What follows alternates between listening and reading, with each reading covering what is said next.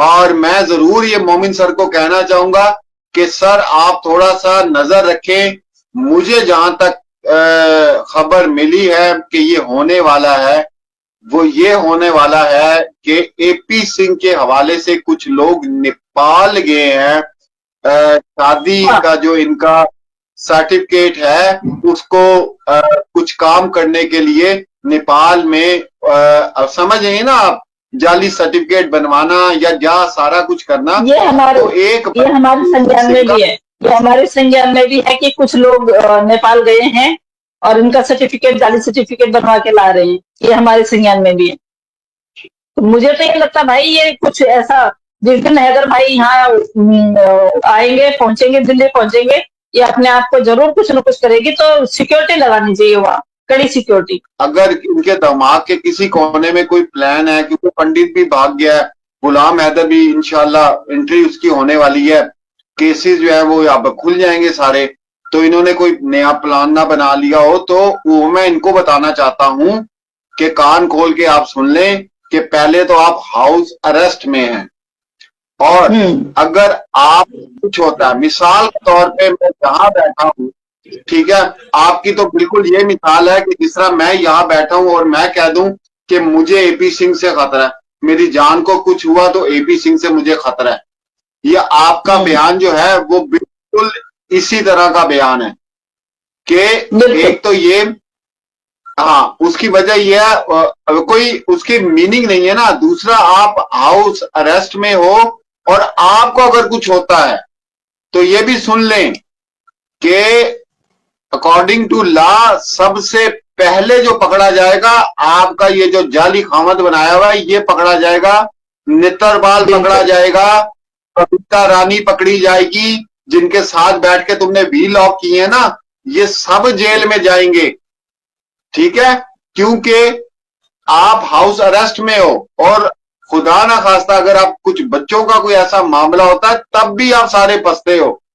तो इस तरह का फजूल बयान देना, बैठ तो कोई भी दुनिया के किसी कोने में बैठ के बयान दे दे, इसकी कोई अहमियत नहीं है। और ये जो हमारे खच साहब है, एपी सिंह साहब, इनको मैं बताना चाहता हूं कि इनके दिमाग में कोई ऐसी चीज है तो इससे कोई ताल्लुक नहीं है, ना गुलाम हैदर का और ना ही कोई ताल्लुक है मोमिन सर का, कोई ताल्लुक नहीं है। हाँ, तो अगर वो इस तरह की, हाँ, अगर वो इस तरह की बात करते हैं कि जनाब फलाह से, इस तरह तो दुनिया में हर बंदा बैठ के किसी ना किसी का नाम ले ले और अपने आप को कुछ कर ले, तो आप क्या समझते हैं कि उस बंदे पे केस हो जाएगा कि इसने जी ये प्लान दिया था, मुझे अगर कुछ हो गया।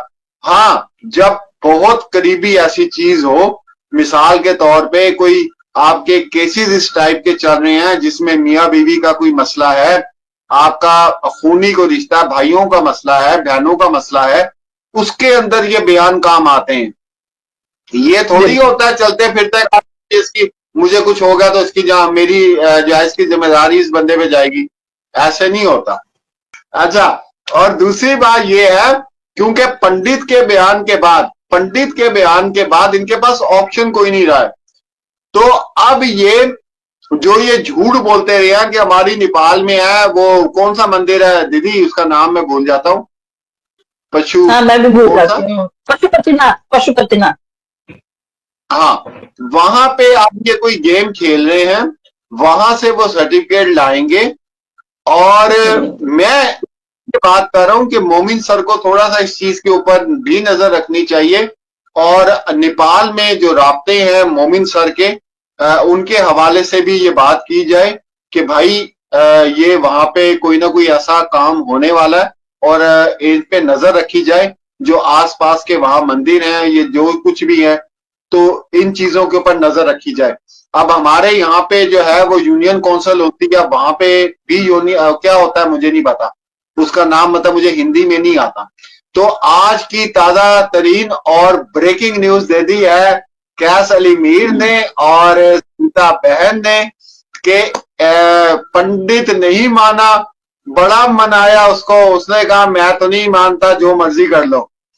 तो ये इनके 2 या से 3 लोग नेपाल पहुंचे हैं और वहां पर जाली सर्टिफिकेट बनाने की कोशिश में लगे हुए हैं।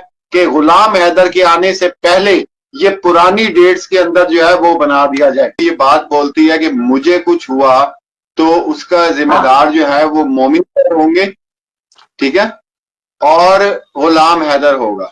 जो हाउस अरेस्ट हो औरत, तो वो किसी जगह पे बैठ के ये बयान दे सकती है, और अगर वो देती है, और अगर ये, क्योंकि इनका दिमाग तो बहुत है ना, बहुत दिमाग है इन लोगों का, और क्योंकि जितना क्लोज होता जा रहा है ये केस, जितना क्लोज होता जा रहा है ये केस, तो इनके लिए मुश्किलात जो है वो खड़ी होने वाली है।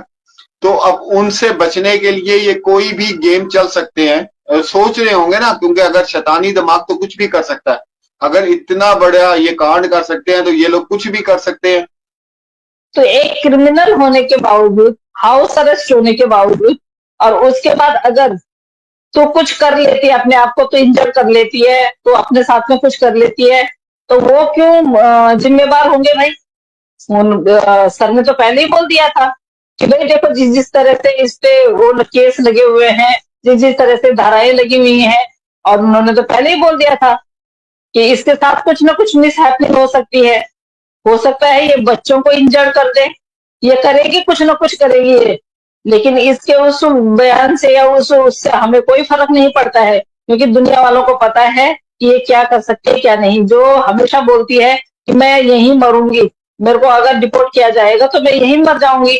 और इस पे अभी मेरे को तो ये लगता है कि इस पे विशेष ध्यान रखना चाहिए। जिस तरह से जो सीसीटीवी कैमरा वगैरह ये बंद कर दिए हैं, वो कर दिए हैं, तो भैया सीसीटीवी कैमरे लगाने चाहिए। अगर इसने कहीं बच्चों को इधर उधर कर दिया, इसका कोई भरोसा नहीं है, ये अपने हाथों से भी बच्चों को इधर उधर कर सकती है, अपने आप को इंजर्ड कर सकती है। और ये आपको पता है जिस तरह से इसका दिमाग चलता है, साइको से कम नहीं है, ये साइको में ही गिनी जाती है। ये अपने आप को कर सकती है, कुछ ना कुछ कर सकती है। तो मोमिन मलिक साहब पे और हैदर भाई पे इल्जाम डालने का इसका कोई वो नहीं बनता है, और डाले 10 बार डाले, सबको पता है ये कैसी है। तो इस पे यकीन कौन कर रहा है इसकी बातों पे?